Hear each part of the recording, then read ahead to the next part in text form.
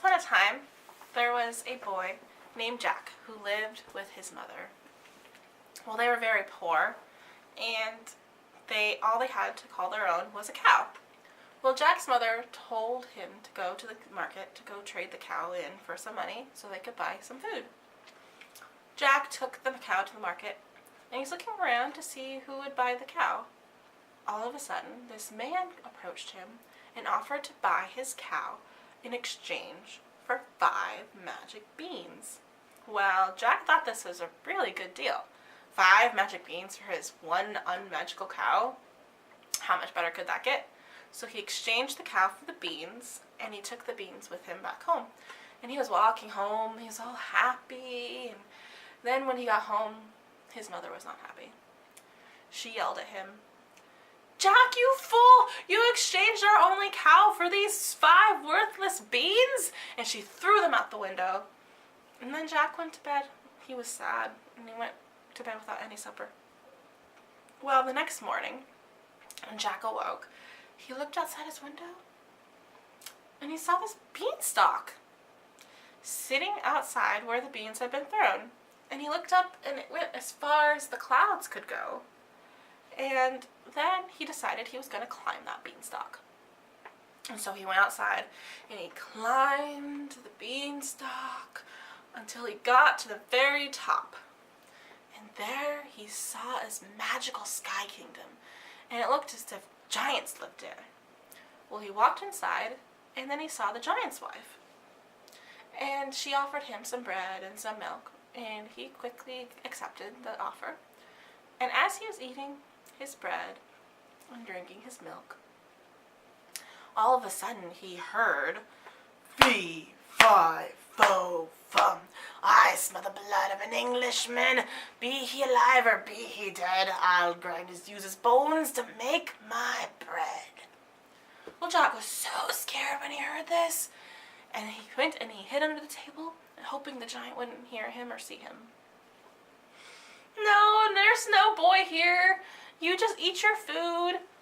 And so the giant went and he ate the food that was in front of him, and then he went to bed.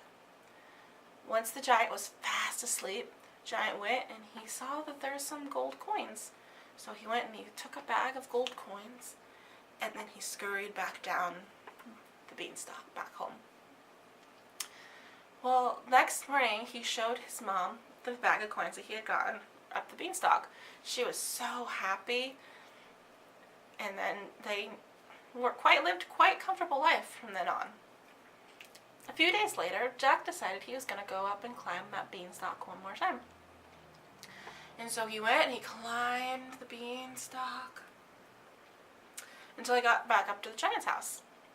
And then the giant's wife offered him some bread and some milk again. And he accepted the bread. As he was eating his bread, drinking his milk, one more time he heard, "Fee, fi, fo, fum. I smell the blood of an Englishman. Be he alive or be he dead, I'll use his bones to make my bread." Jack was so scared he went and he hid behind a chair. And he was hoping the giant wouldn't see him. "Oh, there's no boy here. You're just being silly. You just eat your food." And so the giant ate his food. And then he went and he grabbed this hen and he set her on the table. And then he looked at her and he's like, "Lay!" And all of a sudden, she laid a golden egg.